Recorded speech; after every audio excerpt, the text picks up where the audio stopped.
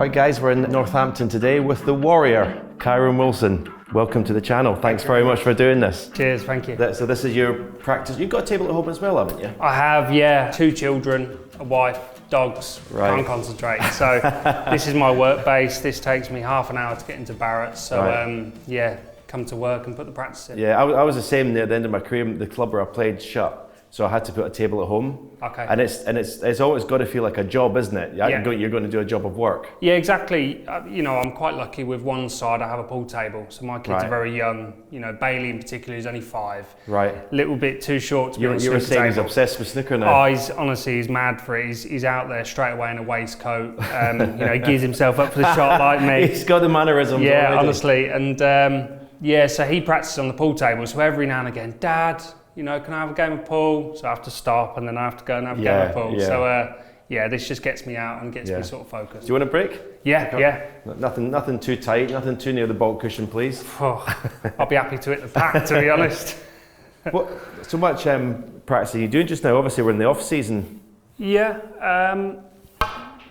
it's normally a good time to sort of get some exhibitions in. You know, I love doing exhibitions, and obviously, as you know, we're busy throughout the season. Yeah. So I try and keep my eye in for exhibitions, but you know, it's important to make time for the family, really. And when is the first time you play? When is the next tournament? Is it the Championship League? Yeah, I've decided to play in the Championship League. It's in Leicester, which for me is, you know, a 40-minute drive. Right. So it's ideal. And I presume that's decent practice, a championship. I mean, it's a tournament on its own, obviously. But yeah, I mean, At the end of the day, you know, a tournament that you do, you know, the Champion of Champions, it's an opportunity to get in that. You know, I was close to winning the Bet Victor Series last season, which is a huge 150 bonus. Yeah, and it just gets your eye in ready for the rest of the season. You've put me absolutely bang in trouble here. Yeah, it's a theme actually in this YouTube series. Actually, my safety is probably the best part of my game, which is a bit depressing. I just actually don't know what to do. But I mean, I've tied the black up, which is not great. Well, I'll try and open the pack a little bit. So you said your son's 5 playing. What age did you start? I was young, well, kind of younger. I wasn't playing snooker, but you know the toy golf sets that you get as a toddler? The one with the little man at the bottom of the thing? Yeah. I was only like 2 years old. Nobody told me what to do with it. Right. And I decided to sort of flip the club around, play a shot with the club and put the ball on a coffee table and play the shot like that. Right, okay. So yeah, that's just sort of what worked really. Right. So I just felt like I was just born to play snooker. So you didn't get the normal route of getting a small table for Christmas or anything. That's strange because that's normally the way everyone. Yeah. Well, this could go anywhere.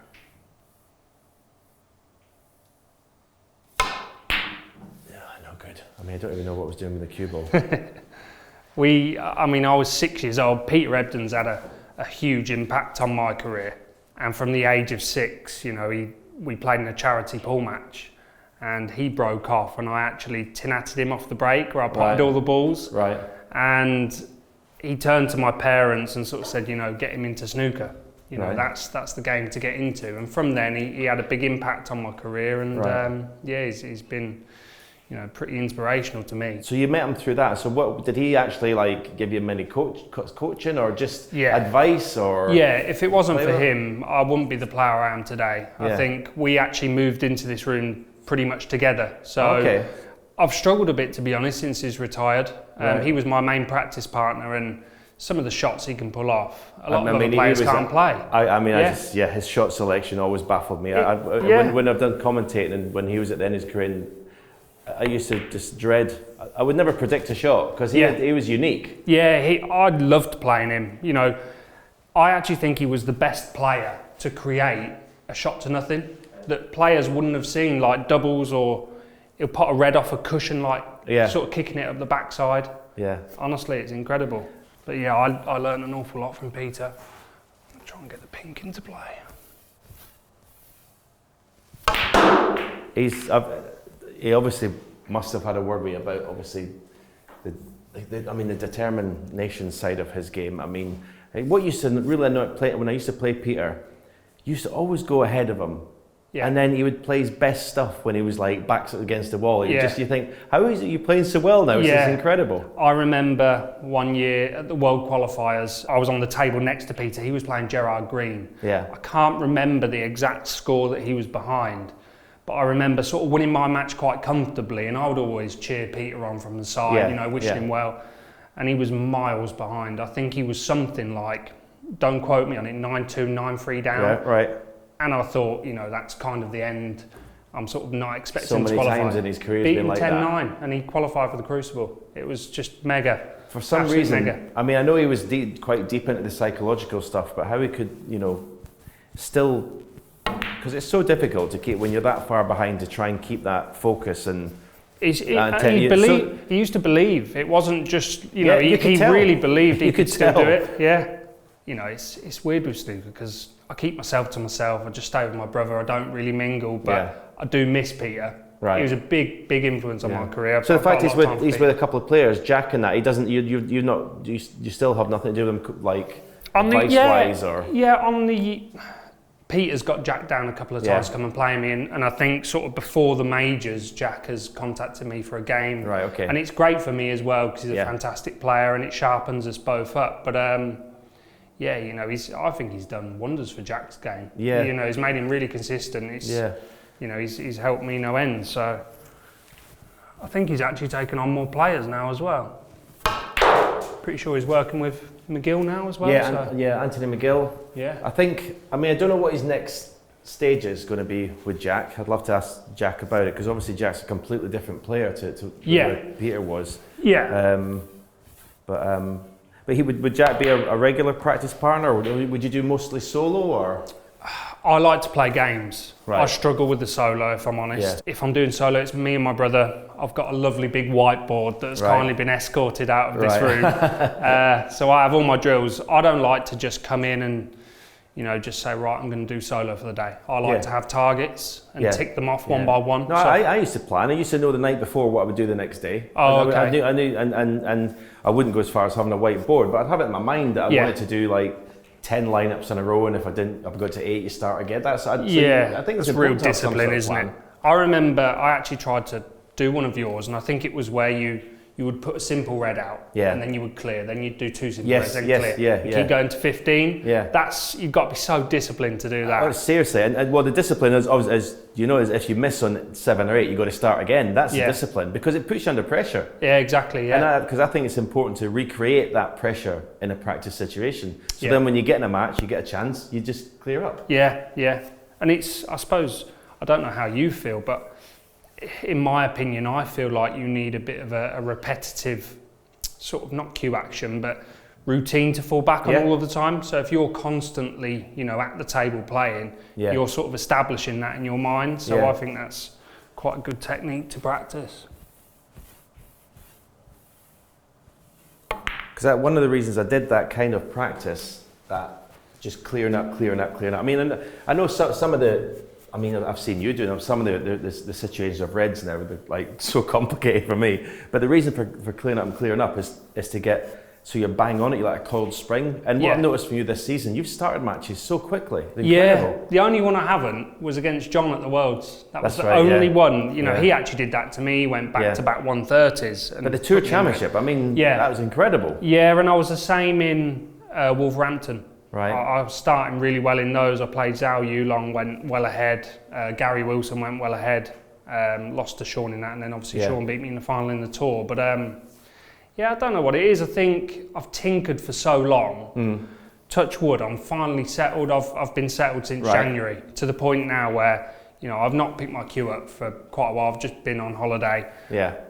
I'm potting a couple of balls, which I'm quite surprised about. But I couldn't have done that before because I wasn't settled. And when you've got too much on your mind, forget playing this game. Yeah, absolutely. So, I'm quite looking forward to the new season.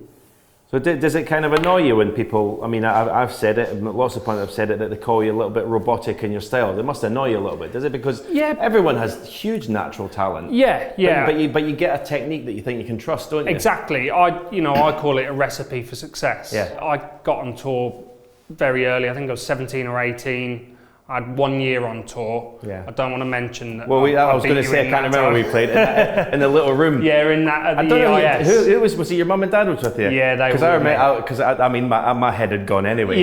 But I remember everybody pointing, so they were clapping. I was oh my God, get me out of here. Yeah, that was my first year on tour. I'll tell you a little thing about that. I was actually, first year on tour, I think I actually played Jimmy as well. Right. So obviously you guys are like, idols to me growing up, and then all of a sudden you're in, and it's worse because you're in a tiny little box room, so you're so isolated. I would rather have been in a big arena to a crowd and whatever. Yeah. But I was so natural at that point. I had the longest swing in the world. I probably would have been 15, 16 seconds a shot back then. Yeah, because I don't know, almost your technique now, I don't recognise it, because I remember the way you played that. Yeah, totally different. But that didn't work for me. Right. Under pressure, that just didn't work. Right. I had nothing to fall back on if it was ever going wrong. Yeah. I fell off tour, and I just didn't know what to do. It's a bit like Faldo in golf. Like when he was on, he completely redid his whole swing because he knew he wouldn't stand up under pressure. Barry always uses that comparison with me. He always says he was in the doldrums for 2-3 years, and then he come back and won X amount of majors. But he said he couldn't have done that if he hadn't rebuilt. Yes. That's how I feel. I don't want to be one of those players, or I didn't at the time, where what I was doing wasn't working. Yeah. And okay, it looked good, I hit the ball well, but if you're not getting results, what's the point? Exactly. I've got children to feed, I've got mortgages to pay. But then, if you've got any ambition, it's about winning, it's about getting results. I mean, it's... Yeah, I rebuilt my game, like I say, it took me 2 years. So me and Barry rebuilt it, and I've sort of never looked back. I won the Shanghai Masters, and just kind of I've risen every year after that. So I'm quite proud of that. That's something that I do look at, because a lot of players, I'm not going to badmouth anyone, but you see them win and they fall away. Yeah. I feel like I've held my own and I've kept rising. Yeah. So. Well, you're established. Well, what's the highest you've been in the rankings? You're established. I think obviously number 4. Yeah. I think number 4 was my highest. It's the tournament's so top heavy now. You see, like Luca Brissell, he's sort of come from nowhere, won the Worlds, he's gone to world number 2. Yeah. So I do think the Worlds is the one if you want to. Yeah, of course. And that's obviously the next step. There's a Triple Crown, right? Yeah, that's been on the list for a while. There's a couple, obviously, you come very close. Yeah, I've had finals in the Worlds and in the Masters. The Masters hurt. I was playing so well in that tournament. That hurt against Mark Allen, but he played great. And sometimes I think you just need a little bit of luck. Yeah, I think luck plays a big part. At a certain time in a match, you need. Yeah, I think when it's long frame matches, I think at the beginning of the match doesn't. But there could be a time, say it's first to 9 or first to 10, it's 7-6, and something you need that. Sometimes you need a little bit just to. I actually had it against Judd. Or bad luck not to go against you rather than good luck for you. I had it against Judd. I don't mind admitting it in the semi-finals. I got quite lucky with a couple of things from 5-2 down, I think I was, to win 6-5. But you get a feeling sometimes. I don't know if you ever felt it. You get a feeling it's turning for you and it's going to be your time. Absolutely. But you've obviously got to take advantage of that and still pop the balls. Yeah, and it's quite important to recognise that as well. When some people don't. If you're not concentrating properly, sometimes you don't recognise when things are turning your way. If you've played badly and your head's down and you're not. Something might happen, you think, oh, I'm back in this match now. Yeah, exactly. So do you set yourself goals before, you said at the practice session, goals for actually what you want to achieve in a season? Yeah, that's something Peter wanted me to work on. If I am totally honest with you, I think I'm such a determined person, I'm such an obsessive character, that when I want to do something, it becomes the be all and end all. Right. And I've found it quite toxic. Right. I've found it's really disturbed my family life. Really? I've not been a good father at times, not been a good husband at times because of it. And I've decided now that I'm not going to lose that passion, that will and desire to be the player I think I can be. Yeah. But I also need to start appreciating life. Yeah, I get it. Obviously to my detriment as well. That's it's whether you have that. It's a ruthlessness and a selfishness before I had children, I was at the top, but you're a different situation. Yeah. And it's it's very difficult. Oh, tell me about it. And especially an individual sport as well. Yeah, even now, today I've dropped my kids off at school. My eldest son turned to me and said, "Dad, how long is it until you're going back to China?" Right. He's already worrying about me going back to China. Really? So, people that are single and sort of don't have children, they don't know how hard it is to walk out of a door and go to an airport and have your children chase you and say, "Don't go." Yeah. But then at the same time, I've been working towards this since I was 5-6 years old. Yeah. I want to achieve what I can. If I get to a certain age and I've given up the game and I've not done what I want to do. Yeah. The thing is, obviously, when they grow, they're going to appreciate more. But when they're young, it's got to be. I can't appreciate because I've never been there. But it's really tough. I never planned children, but I wouldn't change it for the world. Yeah. I love them to bits. So. But as I say, at the end of the day, it's your career. Yeah. And as I say, if you want to, especially individual sports, if you want to get to it, you've got to sacrifice so much, and it's not something that everyone can do. Yeah. And it's why like over in lots of sports that you very rarely serial winners. Yeah. Because they're the ones that can sort of like be as selfish. Yeah. And to the detriment of everything else, because that's what they and. Yeah. I was getting compared a lot to Judd. And we had this sort of rivalry going on or whatever it was. It wasn't really like that, but his stage of his life is totally different to mine. Yeah. I'm trying to juggle a family, but I do think that at some point I'm going to sort of reap the rewards because, like you say, my kids are going to be old enough where I can then say, "Look, it's about this now. Yes. I need to do this." Yeah. So, I feel like I've done well to juggle it up to now, but. Yeah. Yeah, I hope Sean's not watching this one. when I put out the questions, I didn't use his one on Instagram. Yeah. I think Sean's was the first one. I knew it would be. I knew he'd jump on. How does he feel about being the second best wrest player in the world or something like that? I knew that was coming. I really obviously seen you up there. We did the studio, but I love doing the punditry and the commentary. Yeah. I'm not ready to go into that. I couldn't do it to Sean's sort of extent. I don't agree with it. He can. I mean, he can say what he wants about what would I be doing if I wasn't. I'd just be sitting in a hotel room. But for me, I think somewhere like the World Championship, and I discussed this with Ronnie as well. He's saying like you need to be able to switch off. Yeah. Totally. It's so important. If you're going to last the 17 days, you've got to have downtime. Yeah. And if you're winning a match and then going straight to a commentary, I think I don't. But listen, everyone's different. But I mean, yeah, I'm exactly the same. He didn't win a BBC tournament this year. All these tournaments won were on ITV. Exactly. So it wasn't working. Exactly. Yeah. You'll probably comment on this, and it's absolute nonsense we're talking. I can't wait. We have a bit of banter about it. He took it to a new level because he started checking the stats to see who really was better. But yeah, we did the commentary after we did the studio. Yeah. So we were commenting on, I think it was Mark Allen, Jack Jones at the Worlds. And I think it was Jack Jones actually. I think he missed a shot with the rest and it was really quiet. And I come on the mic and I said, "That was one of yours, Sean." And the crowd started laughing. Yeah, well, that's something you've got to be careful of, because you're making the crowd laugh. Yeah, exactly.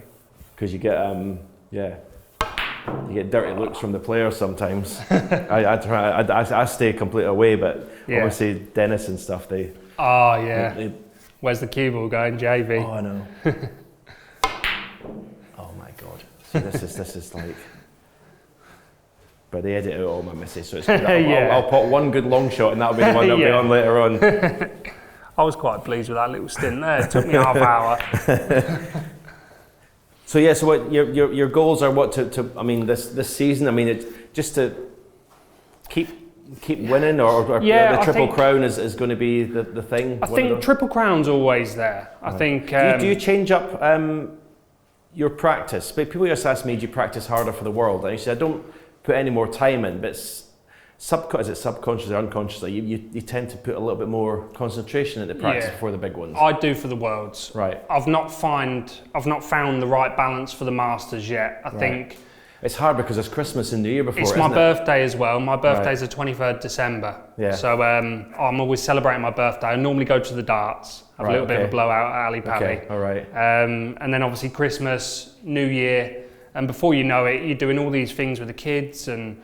You seeing family and then the next thing you know, you've got 10 days before the Masters. Exactly. Yeah. So, yeah, at some point I've got to sort of nip it in the bud and say, right, the Masters comes first. Probably see Christmas in, and then because it's such the venue and everything. It's such a huge tournament now, so isn't it? Cool. It I love playing there. Yeah. I absolutely love.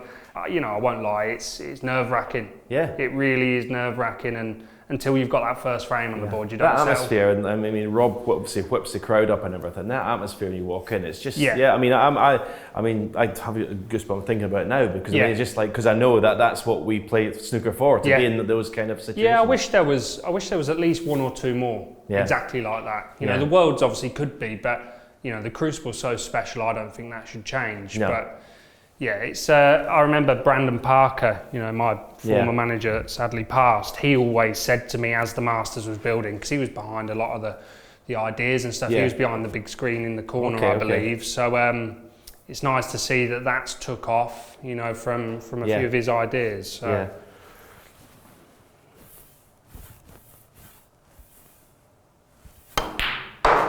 Talk about the World Championship. I've got to go back to that. The one, obviously, that you lost the final, no crowds and everything. But that semi-final, I mean, against McGill. I mean, I don't think I've seen an ending to a match like that. I know. We were commentating remotely from Stockley Park. Yeah. So we're not there. So we're watching on a screen, and I was commenting, and I've never seen anything like that. It was unbelievable. And I mean, did you do the full match or did you do the final session? I did that full last session because I thought McGill played unbelievable in that last session. He really did. We started, I mean... I think he had a 130. Yeah. No, I pinched the first frame actually. I think he was in first missed and I think I had like a good 50 or 60 from nowhere really. Right. So that gave me a 2 or 3 frame lead, I can't remember. But then he hit me with a couple of big breaks and he just wouldn't go. Yeah. But up until that final frame, I thought standard-wise that was one of the best semi-finals ever. Yeah, it was a fabulous match. Yeah, and then towards the end, you know, I played what I thought was a match-winning snooker behind the yellow, and I played it. I wanted to leave the red close to the black and sort of drag it in behind the yellow. Yeah. And when it got there, I thought, I've earned my final now. Yeah. I've played the winning shot. I've played a good frame. I actually missed a silly red, to be honest, playing an angle on the green, but we won't talk about that. And then after that, it was just pure Shredsville. It was just, it was just, because people always say, like, I mean, you'll have heard, oh, how did you miss that? Yeah. You can miss anything. Absolutely especially there. Yeah. And you had no audience. Yeah, but still, it was like you could cut the atmosphere. Like, it was just incredible. Well, the thing is, obviously, like you say, you weren't there, but I could hear. It was probably the players getting ready for the other semi-final. Right. Some of the producers in the background, you could hear them all sort of oohing and ahhing. Yeah. So that then built the tension because then you think, oh, blimey, like people are actually watching because you forget. But yeah, to be honest, I think that's what, it wasn't the only thing, but I think that was one of the things that cost me the final. Right. I think the way that ended, I couldn't sleep. I couldn't believe the way it had gone. Because I mean, when you fluked it, obviously showed your emotion. Yeah. Because it was such. I mean, it was just. I mean, I've never seen anything like it. Do you know? Someone tagged me in something after that, and I went I think I went 5th or 6th favourite to be BBC Sports Personality of the Year at that point. Honestly, I never even got an invite to the show. But obviously, it's something that I've never done. I've had a practice in the Crucible. When there's been no one there. What's that? I'm not going to miss this one. What was it like with no one there? Yeah, weird. Really weird. It was actually really cold in the venue. I don't know why. It seemed colder. I think probably because there was no crowd. You know, obviously, you know, people's body temperatures creates obviously warmth in the arena, etc. But yeah, it was eerie. I've never been so nervous going for that COVID test. Oh, in case you couldn't play? Yeah. Because, I don't know if you remember, but the Masters, Judd and Jack had just tested positive and were withdrawn out of the Masters, and I thought, oh God, you know, anything but that. Chat. I see, these are the ones we'll keep in. Yeah. Because at the final against Ronnie, he didn't get off to a good start at all. No. He just, I mean, you know, he's obviously an unbelievable front runner. Yeah. And then when you're chasing it, it's horrible. Well, like I say, I couldn't sleep that night. I think I finally nodded off at about sort of 2, 3 a.m. Really? And then we actually had a fire alarm go off in the hotel at 6 a.m. Oh, great. So Yeah, it wasn't ideal prep, so I was shattered, to be honest. It made me realise I need to work on my fitness a bit more, for Really? sure. Yeah, I couldn't handle that final session. Oh dear. You know, you look at Ronnie, for instance, now, you know, I don't know if I'm speaking out of turn, but he looks as sort of fit as he's ever been. You know, I think that's the reason. But I mean, it's got to be one of the reasons for his longevity. Yeah, definitely. Is that he's kept himself fit. Obviously, all the other stuff that he's got, snooker's not his thing. But I mean, fitness. Well, I mean, I think John Higgins has found that. Yeah, John for sure. Yeah, he was doing the spinning, wasn't he? I think. Yeah. I don't know about you. Who would you say was sort of your toughest player that you ever played? In terms of players, I found it tough to play. Peter was definitely one of them. When he came on the scene, he was just different to everyone else. And because of his unorthodox shot choices, sometimes you come to the table and the balls run and you just put you out your comfort zone a bit. But in the beginning, the likes of Cliff Thorburns and people like that, they just put you on the baulk cushion.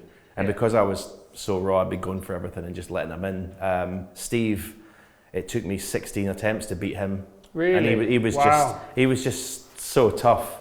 But then I mean, I've been fortunate that people I've been able to play, and then obviously the 92, then the likes of Higgins, Ronnie, and Mark come on the scene, and they were so tough because they obviously scored so heavily. But going to sort of as a sort of rivalry, Steve for me probably. Because it was just. I mean, I played on a 6-night tour in Scotland, an exhibition tour. My manager organised, and concert was really good for learning. But he just absolutely slaughtered me every single night, and played properly. Not as tight as in a match. You'd go for maybe one or two that you wouldn't normally, but I was just like men and boys basically. It really, do you think really that was to put you in your place? Yeah. Well, I don't think he even knew at that stage if I would become something. Right. But I think, if I was in his position, I'd do the same. Okay, you're supposed to be this young. I'll show you. I'll show you how to. Oh yeah, it makes sense without doubt. Yeah, it's quite a ruthless sport, isn't it? How's the queue now? Because obviously you had a problem with it at the World Championship. Well, I'm quite pleased to say that this is actually the first time I've picked it up since I had it repaired after just before my holiday. Sorry. Would it need new ferrule or? Yeah, my ferrule. The guy that fixed it, he was able to twizzle the ferrule around with his fingers, and he actually pulled it off with his nails. You're kidding. It was totally loose. So, I mean, that's a result because I thought it was the weight in the queue. So I thought, that's obviously a bigger job than changing a ferrule. So. Thankfully, it's okay. Is that, how long have you had that? I've had this since January. That queue? Yeah, I changed after the Masters. Oh, right, I didn't know that. Yeah, so I went to this one after the Masters. So like I say, after that, I was super consistent. I played really well after that. Have you had a few queues? Are you a changer, or are you just, because I had the same queue my whole career, so. Yeah, I've gone through hell. Really? Yeah, honestly. Because apparently Maguire changes it weekly. He showed me a video not long ago. I think it was in Belfast actually, and he actually went on and beat me in that game.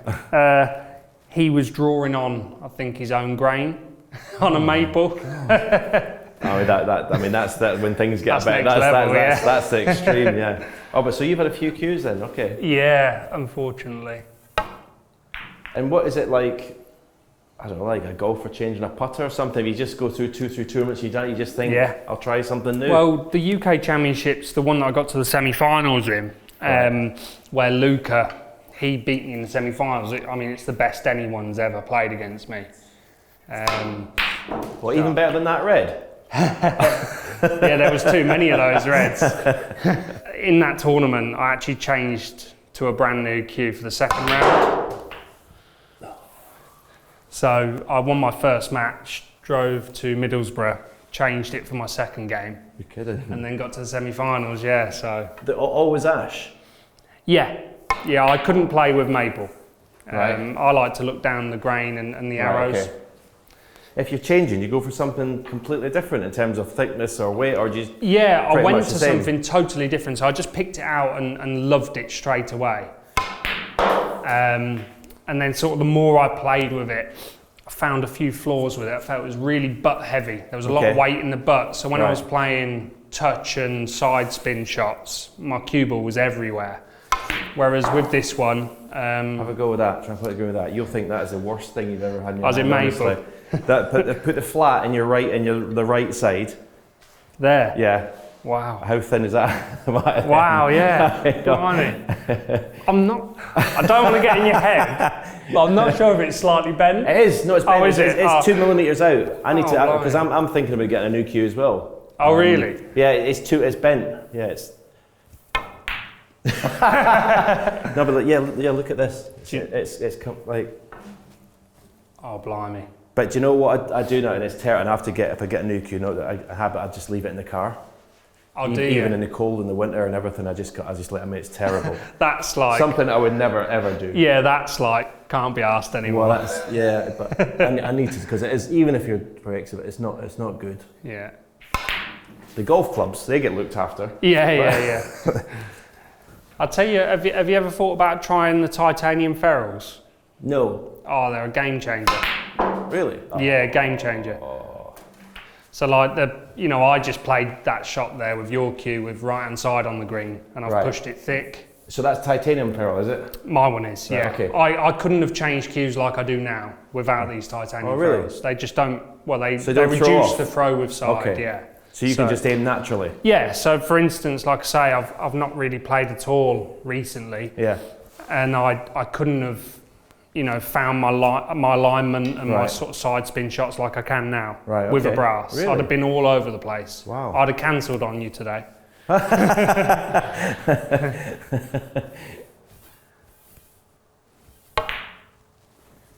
have heard about it. Does Higgins use a titanium ferrule? Yeah, I found out about it before John started using it, but then when he made the move, for me, he's so knowledgeable, and whenever he makes a change, it's for a reason. It's not a sort of spur of the moment, let's do this.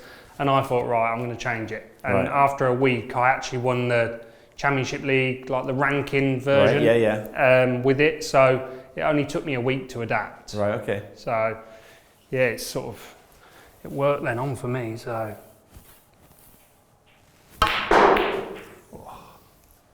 Trying to send that round. See, I criticise your cue ball control. Yeah. I remember when you were early on, and I said, I think I was giving you some stick in the commentary box about your cue ball control. Yeah. And I remember your brother Taylor said, it puts up on Twitter, he's out of order, Hendry. Oh, did he? Oh, do you know what? I've got to give him. That's good though, it's nice. I don't want to remind you of this black, it looks familiar, but. Yeah, I must admit, he's really passionate, and I'd rather it was that way round. Of course you would. Than him not be bothered, because then he wants it just as much as me. He wants me to improve. He wants me to do well, and it's good to have. He's been on the borderline of getting in trouble a couple of times, so I've had to rein him in. Oh, that's great. Kyren, thanks very much. That was a pleasure. Stephen. Thanks very much. Great to play with you. Cheers. Great to play for you.